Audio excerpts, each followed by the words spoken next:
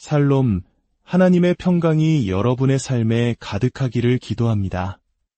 오늘 우리는 눈에 보이지 않지만 우리 삶의 가장 깊은 곳에서 일하시는 분, 바로 성령님에 대해 함께 나누고자 합니다. 이 귀한 말씀을 더 많은 이들과 나누기 원하신다면 채널 구독과 좋아요를 통해 주님의 은혜를 전하는 통로가 되어주시길 부탁드립니다. 여러분의 작은 실천이 누군가에게는 큰 위로와 희망이 될 수 있습니다. 잠시 기도하겠습니다. 사랑의 하나님 아버지, 지금 이 시간 말씀을 듣는 모든 심령 가운데 성령으로 임하여 주시옵소서. 닫힌 마음을 열어주시고 굳은 마음을 부드럽게 하시며 하나님의 깊고 놀라운 사랑을 깨닫는 시간이 되게 하여 주시옵소서. 예수님의 이름으로 기도합니다. 아멘. 오늘 밤 여러분과 함께 요한복음 14장의 말씀을 나누고 싶습니다. 14장 16절부터 함께 보겠습니다. 제가 오늘 나누고 싶은 성경 구절은 여러 곳에 있지만 특별히 이 말씀에 집중하고자 합니다. 요한복음 14장 16절부터 18절입니다. 내가 아버지께 구하겠으니 그가 또 다른 보혜사를 너희에게 주사 영원토록 너희와 함께 있게 하리니 그는 진리의 영이라 세상은 능히 그를 받지 못하나니 이는 그를 보지도 못하고 알지도 못함이라. 그러나 너희는 그를 아나니 그는 너희와 함께 거하시며 또 너희 속에 계시겠음이라. 내가 너희를 고아와 같이 버려두지 아니하고 너희에게로 오리라. 과거 교황 요한 23세는 세상에 가장 필요한 것이 무엇이냐는 질문을 받은 적이 있습니다. 그는 이렇게 대답했습니다. 바로 성령의 가르침과 사역입니다. 또한 수년 전 스위스의 위대한 신학자 칼바르트와 잠시 휴가를 보낼 기회가 있었을 때 저는 그에게 물었습니다. 박사님, 앞으로 신학계의 가장 중요한 관심사는 무엇이 될까요? 당시만 해도 오늘날 우리가 아는 성령운동이 활발하지 않았던 때였습니다. 칼바르트 박사는 마치 예언자처럼 깊은 통찰력으로 이렇게 말했습니다. 앞으로의 중심은 성령의 사역에 맞춰질 것입니다. 사도 바울 역시 고린도전서 12장 1절에서 이렇게 말했습니다. 형제들아, 신령한 것에 대하여 나는 너희가 알지 못하기를 원하지 아니하노니 그렇습니다. 성령 하나님, 바로 그분에 대한 이해 없이는 성경을 제대로 이해할 수 없으며 그리스도인의 삶을 살아갈 수도 없고 교회의 본질을 파악할 수도 하나님과의 개인적인 관계를 깊이 경험할 수도 없습니다. 이것은 불가능한 일입니다. 오늘날 우리는 전 세계적으로 성령운동 혹은 은사운동이라 불리는 흐름을 목격합니다. 저는 세계 곳곳을 다니며 다양한 형태의 운동을 보았습니다. 어떤 나라에서는 로마 가톨릭 교회 안에서 성령운동이 매우 활발하게 일어나고 있다고 말합니다. 그런데 흥미로운 점은 그들 중 상당수는 방언과 같은 특별한 은사를 체험하지 않았다는 것입니다. 그들은 단지 예수 그리스도 안에서 새로운 생명을 얻고 뜨거운 체험을 했을 뿐인데도 스스로를 카리스마틱, 즉 은사를 받은 사람이라고 부릅니다. 그리고 그들의 말은 맞습니다. 왜냐하면 모든 진정한 그리스도인은 카리스마틱이기 때문입니다. 카리스마틱이라는 말은 헬라어 카리스마에서 왔고 카리스마는 은혜의 선물을 의미하는 카리스의 복수형입니다. 즉, 성령의 은사를 받은 사람이란 뜻입니다. 성경에는 학자에 따라 19개에서 21개까지 다양한 은사들이 기록되어 있습니다. 저의 책에서는 20가지로 정리했지만 저는 이것이 성령님이 주시는 은사의 일부 예시에 불과하다고 생각합니다. 중요한 사실은 모든 진실한 신자는 성령으로부터 최소 한 가지 이상의 은사를 받았다는 것입니다. 다스리는 은사, 돕는 은사, 지식의 은사, 지혜의 은사, 복음 전도자의 은사, 목사의 은사, 교사의 은사 등 그 어떤 은사든 그것은 전적으로 성령님의 뜻에 따라 각 사람에게 주어집니다. 이 선물은 여러분을 돕고 인도하며 강하게 하고 그리스도의 몸된 교회를 세우며 세상 속에서 그리스도를 증거하게 하기 위해 주어진 것입니다. 그러한 의미에서 모든 참된 성도는 은사를 받은 사람입니다. 자, 이제 성령님이라는 분과 그분의 사역에 대해 조금 더 깊이 들어가 보겠습니다. 첫째로, 성령님은 어떤 물건이나 그것이 아닙니다.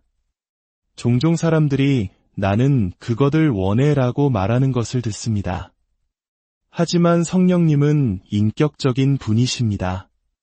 성경은 성령님이 무엇이 아니라 누구라고 분명히 말씀합니다. 그분은 하나님이십니다. 삼위일체 하나님 안에는 세 인격이 계십니다. 성부 하나님, 성자 하나님, 그리고 성령 하나님입니다. 혹자는 저는 삼위일체를 이해할 수 없어요 라고 말할지 모릅니다. 솔직히 말해 저 역시 완벽하게 설명할 수는 없습니다. 이것은 우리의 이성을 뛰어넘는 신비이며 믿음으로 받아들이는 영역입니다. 다만 한 분 하나님께서 세 인격, 즉 성부, 성자, 성령으로 존재하신다는 것을 믿음으로 고백할 뿐입니다. 굳이 불완전한 비유를 들어보자면 사과를 생각해 볼 수 있습니다. 껍질과 과육, 그리고 씨가 있지만 이 모든 것이 합쳐져 하나의 사과를 이룹니다. 또는 물을 생각해 보십시오. 얼음, 물, 수증기는 형태는 다르지만 본질은 같은 H2O입니다. 물론 이것들은 전능하신 삼위일체 하나님을 설명하기에는 턱없이 부족한 비유들입니다. 성경은 성령님이 전능하시다고 가르칩니다. 미가서 3장 8절은 오직 나는 여호와의 영으로 말미암아 능력으로 충만해져서 라고 말씀합니다. 그분은 능력이십니다.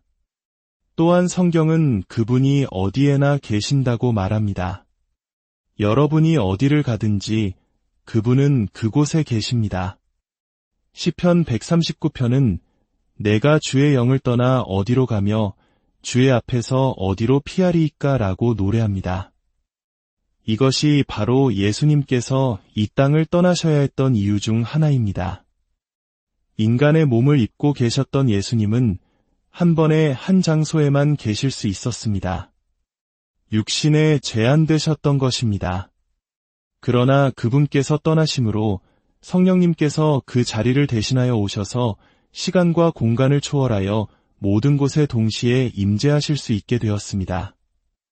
성령님은 수천 킬로미터 떨어진 곳에 사는 당신의 마음과 나의 마음에 동시에 거하실 수 있습니다.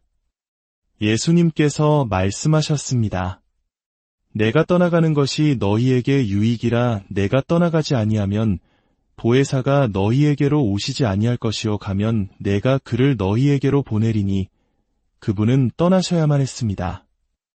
그래야 성령께서 오셔서 교회 역사 전체를 아우르는 위대한 사역을 이루실 수 있었기 때문입니다. 나아가 성령님은 모든 것을 아십니다.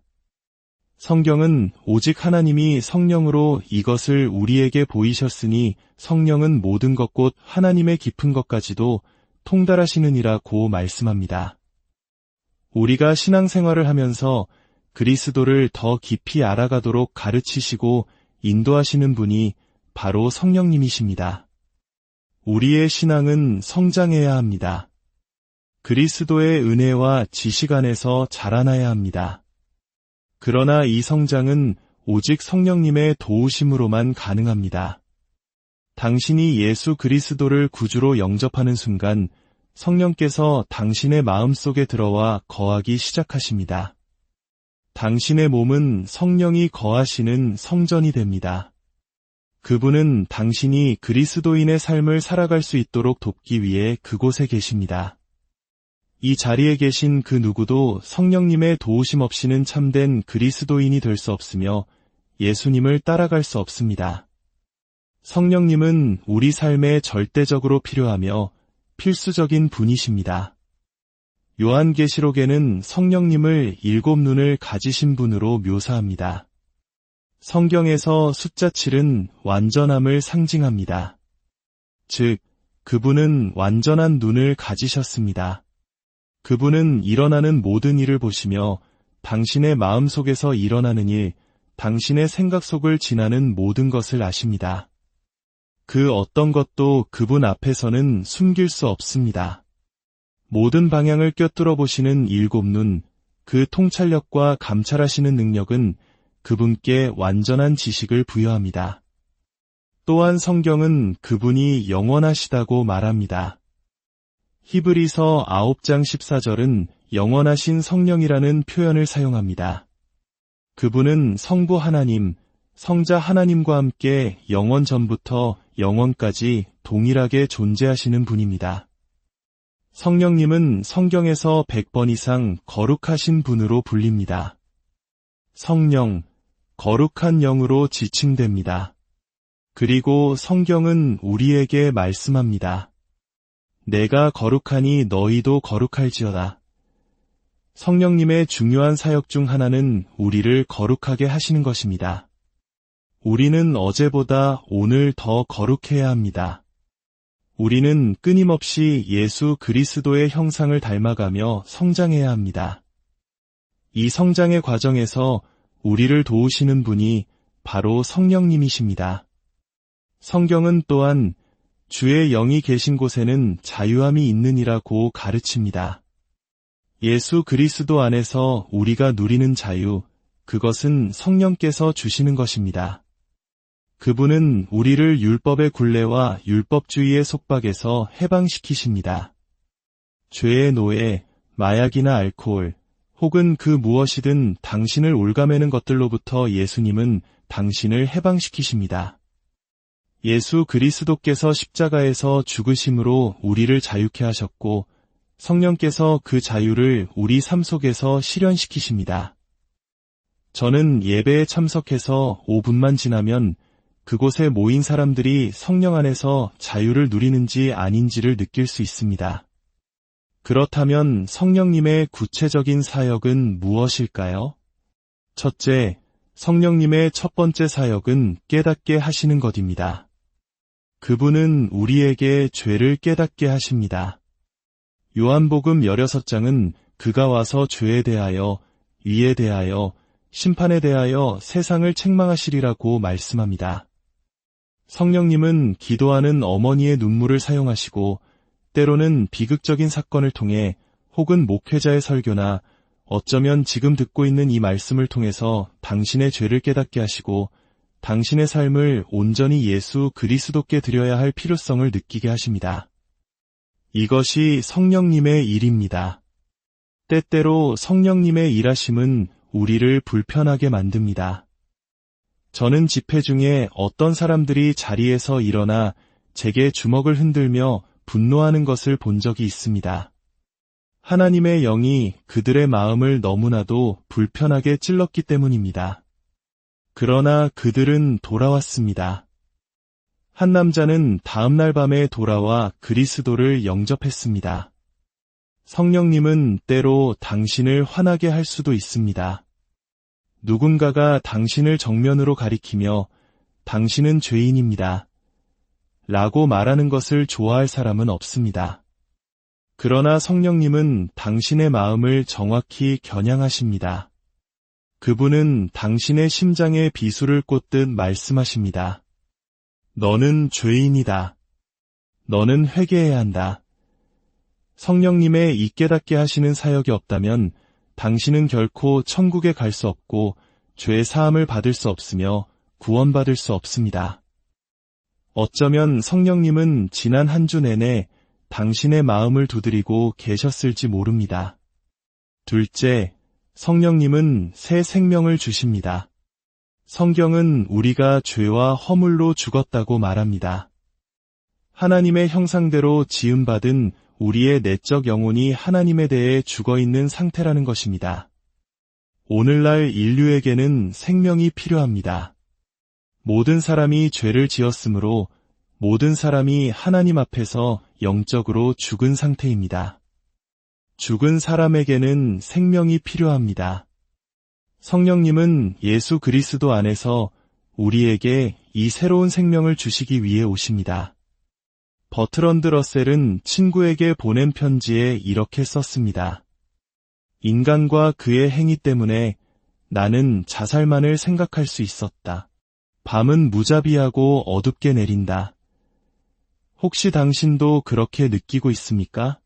당신의 삶에 소망 없는 밤이 무겁게 내려앉아 있습니까? 하나님 없는 인간은 죽은 존재입니다. 그러나 예수님은 말씀하셨습니다. 사람이 거듭나지 아니하면 하나님의 나라를 볼 수 없느니라. 당신은 다시 태어나야 합니다. 당신을 거듭난 존재로 만드시는 이 초자연적인 일을 행하시는 분이 바로 성령님이십니다. 이것은 우리의 의로운 행위로 말미암은 것이 아닙니다. 당신이 행한 그 어떤 선행이나 착한 일도 당신을 구원할 수 없습니다. 바울은 디도에게 이렇게 말했습니다. 우리를 구원하시되 우리가 행한 바 의로운 행위로 말미암지 아니하고 오직 그의 긍휼하심을 따라 중생의 씻음과 성령의 새롭게 하심으로 하셨나니 우리는 하나님의 자비와 은혜로 구원받습니다. 저는 천국에 갈 자격이 없습니다. 죄 사함을 받을 자격도 구원받을 자격도 없습니다. 제 마음속에 있는 이 평안과 깊고 변치 않는 기쁨을 누릴 자격이 없습니다. 이것은 모두 은혜요, 자비입니다. 제가 노력해서 얻은 것이 아니라 값없이 받은 선물, 바로 하나님의 선물, 구원의 선물입니다. 성령께서 우리를 거듭나게 하시고 새롭게 하시는 일을 하십니다. 셋째, 앞서 언급했듯이 성령님은 우리 안에 거하십니다. 혹시 영적으로 죽어있고 오늘날 우리가 살아가는 이 쾌락주의적인 문화와 삶의 문제들에 짓눌려 있습니까? 성령님은 바로 이 순간 당신에게 오셔서 당신 안에 거하실 수 있습니다. 당신은 완전히 새로운 삶, 성령의 삶을 다시 시작할 수 있습니다. 성령께서 당신 안에 거하시며 당신을 통해 당신 안에서 영적인 생명력을 펄세이팅하게 하십니다. 에스겔 36장은 약속합니다. 또 내 영을 너희 속에 두어 너희로 내 율례를 행하게 하리니 너희가 내 규례를 지켜 행할지라. 생각해 보십시오. 하나님께서 말씀하셨습니다. 내가 내 영을 너희 속에 두겠다. 내가 너희 안에 들어가 살겠다. 당신의 몸을 하나님의 거처로 생각해 보십시오. 바로 그것이 실제로 일어나는 일입니다. 당신의 몸은 성령을 통해 하나님이 거하시는 성전이 됩니다. 그렇기 때문에 우리는 결코 우리 몸에 불순한 것을 들여서는 안 됩니다. 우리 몸을 훈련하고 소중히 여겨야 하는 이유가 바로 여기에 있습니다. 당신의 몸은 성령의 전이기 때문입니다. 하나님은 당신의 몸을 사랑하십니다. 육체의 정욕과 당신이 탐닉하는 것들로 인해 몸이 더럽혀지는 것을 원치 않으십니다. 예수님께서 말씀하셨습니다. 그는 너희와 함께 거하시며 또 너희 속에 계시겠음이라. 고린도전서 3장 16절은 묻습니다. 너희는 너희가 하나님의 성전인 것과 하나님의 성령이 너희 안에 계시는 것을 알지 못하느냐. 넷째, 성령님은 당신에게 그리스도를 섬길 능력을 주십니다. 오직 성령이 너희에게 임하시면 너희가 권능을 받고 내 증인이 되리라. 저는 성령의 능력 없이는 지금 제가 하는 사역을 감당할 수 없습니다. 사람들은 종종 그 비결을 궁금해합니다. 많은 기자들은 그리스도를 알지 못하기에 지금 일어나는 일들을 이해하지 못합니다. 그들은 연구하고 분석하며 그 이유를 찾아내려 애씁니다. 어떤 선전이나 홍보 전략이 있을 것이라 생각합니다. 한 기자는 군중이 모이는 비결을 알아냈다며 그것이 제 눈 때문이라고 말했습니다. 하지만 여러분은 네 번째 줄 뒤에서는 제 눈을 볼 수도 없습니다. 제가 그 비밀을 알려드리겠습니다. 그 비밀은 바로 성령님이십니다. 그리스도가 높임을 받으시는 곳에 임재하시는 하나님의 영이십니다. 저는 제 자신이 위대한 설교자라고 주장하지 않습니다. 저는 단지 하나님의 메시지를 전하는 전달자일 뿐입니다. 하나님께서 저를 부르시고 이 은사를 주셨습니다. 하나님께서는 각 사람에게 각기 다른 은사를 주십니다. 어떤 이에게는 찬양의 은사를, 어떤 이에게는 가르치는 은사를, 또 다른 이에게는 섬김의 은사를 주십니다. 저는 노래를 잘 부르지 못하고 조직적인 일에도 능하지 않습니다. 하지만 하나님께서는 제게 복음을 전하는 작은 은사를 주셨습니다. 정말 중요한 것은 복음의 내용 그 자체입니다. 예수 그리스도께서 우리의 죄를 위해 죽으시고 성경대로 장사되셨다가 성경대로 다시 살아나셨으며 다시 오실 것이라는 사실, 그리고 바로 지금 성령을 통해 당신의 마음에 들어오셔서 당신을 새로운 사람으로 만드실 준비가 되어 있다는 것, 이것이 복음입니다. 이것이 하나님께서 제게 주신 유일한 메시지입니다. 영국의 한 여성이 운전면허 시험에 38번이나 떨어졌다는 기사를 읽은 적이 있습니다. 어쩌면 당신도 당신 삶의 운전대를 잡기 위한 영적인 면허를 따기 위해 그만큼 많이 시도했을지 모릅니다. 결심하고 노력하고 다르게 살아보겠다고 수없이 다짐했지만 번번이 실패했을지 모릅니다. 오늘이 당신의 38번째 시도일 수 있습니다. 그리고 오늘은 성공할 수 있습니다. 왜냐하면 당신이 올바른 방법으로, 즉 당신의 죄를 회개하고 그리스도를 믿음으로 당신의 삶을 그분께 온전히 내어드릴 것이기 때문입니다. 그러면 성령께서 초자연적으로 임하셔서 당신을 새롭게 하시고 당신에게 새로운 본성을 주실 것입니다. 그리고 성령님은 성령의 열매를 맺게 하십니다. 그 9가지 열매가 무엇입니까? 오직 성령의 열매는 사랑과 희락과 화평과 오래 참음과 자비와 양선과 충성과 온유와 절제니 이 열매들은 성령에 의해 맺어집니다. 당신의 힘으로는 도저히 사랑할 수 없는 사람이 있을 수 있습니다. 하지만 성령님은 당신에게 그들을 사랑할 힘을 주십니다. 당신이 그리스도를 안다는 가장 큰 증거는 사랑입니다. 당신의 마음속에 기쁨이 없습니까? 저 역시 기쁨이 없다고 느껴질 때 무릎 꿇고 기도합니다.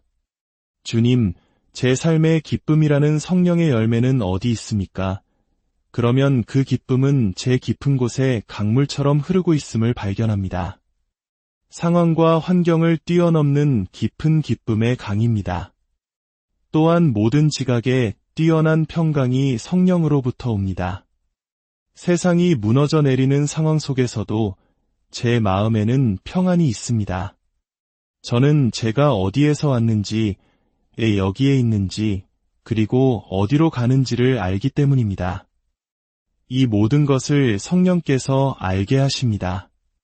성령님은 이 일을 하기 위해 오십니다. 그분은 아들, 즉 예수 그리스도를 영화롭게 하고 높이기 위해 오셨습니다. 요한복음 16장 13절은 그가 스스로 말하지 않고 라고 말씀합니다. 성령님은 자신에 대해 말씀하지 않으십니다. 다시 말해 우리는 그리스도를 무시한 채 성령이 이것을, 성령이 저것을 이라고 외치고 다녀서는 안 됩니다. 성령님은 주 예수 그리스도를 드높이기 위해 오셨습니다. 그분은 그리스도를 영화롭게 하기 위해 오셨으며 당신이 당신의 삶에서 그리스도를 영화롭게 할 때 가장 기뻐하십니다. 그러나 성경은 우리가 성령님께 죄를 지을 수 있다고 말합니다. 성령을 근심하게 할 수 있고 성령을 거역할 수 있으며 성령을 속일 수도 있습니다. 그리고 만약 당신이 성령을 계속해서 거부한다면 용서받을 길이 없습니다. 왜냐하면 당신을 그리스도께로 이끄시는 분도 그리스도가 필요함을 깨닫게 하시는 분도 성령님이시기 때문입니다. 만약 당신이 그분을 계속해서 거부하고 저항한다면 당신의 마음은 점점 더 굳어져서 결국 회개할 수도 구원받을 수도 없게 됩니다. 구원의 길은 오직 하나, 바로 예수 그리스도뿐입니다. 성령을 거역하는 것은 두려운 일입니다. 그분의 음성을 들으면서도 의도적으로 거부하는 것은 위험한 일입니다. 오늘 밤 저는 당신에게 간청합니다. 성령의 부르심에 굴복하십시오. 제 삶에 그리스도가 필요합니다. 그분을 나의 주님, 나의 구원자로 모시고 싶습니다. 그리고 그 사실을 확신하고 싶습니다. 라고 고백하며 주님께 나아오십시오. 당신은 교회에 충실히 다니지만 진정으로 그리스도를 알지 못할 수도 있습니다. 혹은 어떤 종교도 가지고 있지 않을 수 있습니다. 가톨릭 신자일 수도, 개신교인일 수도, 유대인이거나 무신론자일 수도 있습니다. 저는 당신이 누구인지, 어떤 배경을 가졌는지 알지 못합니다. 그러나 수많은 교인들 가운데서도 새롭게 그리스도를 만나고 주 예수, 그리스도와의 새로운 경험이 필요한 사람들이 있음을 압니다. 성령의 충만함을 받아야 할 사람들이 많이 있습니다. 오늘 이 말씀을 통해 당신의 마음을 두드리시는 성령님의 음성에 귀 기울이십시오. 그리고 그 부르심에 응답하십시오. 혹시 오늘 이 말씀을 들으며 마음에 울림이 있는 분이 계십니까? 삶의 방향을 잃고 방황하며 죄의 무게에 짓눌려 신음하고 있습니까? 이제 그 모든 짐을 내려놓고 주님께 나아오십시오. 제가 여러분을 위해 잠시 기도하겠습니다. 조용히 저의 기도를 따라와 주십시오. 하나님 아버지, 저는 죄인입니다. 제 힘으로는 이 죄의 문제를 해결할 수 없음을 고백합니다. 오늘 예수 그리스도께서 저의 죄를 위해 십자가에서 죽으시고 부활하셨다는 복음의 말씀을 믿습니다. 제 마음의 문을 엽니다. 예수님, 제 삶의 주인으로 구원자로 들어와 주십시오. 제 모든 죄를 용서하여 주시고 성령으로 저를 새롭게 하여 주옵소서. 이제부터는 주님을 위해 살겠습니다. 예수님의 이름으로 기도합니다. 아멘. 이 기도를 진심으로 드리셨다면 당신은 하나님의 자녀가 되었습니다. 성령께서 당신 안에 거하시며 당신의 삶을 인도하실 것입니다. 그분은 당신에게 초자연적인 능력을 주시고 당신의 삶에 사랑과 기쁨과 평강의 열매를 맺게 하실 것입니다. 당신의 가정과 공동체, 그리고 당신 자신의 삶에 절실히 필요한 그 열매들을 말입니다. 주님의 이름으로 여러분과 여러분의 가정을 축복합니다. 성령님의 인도하심이 매일의 걸음마다 함께 하시기를, 그래서 여러분의 삶이 주님이 주시는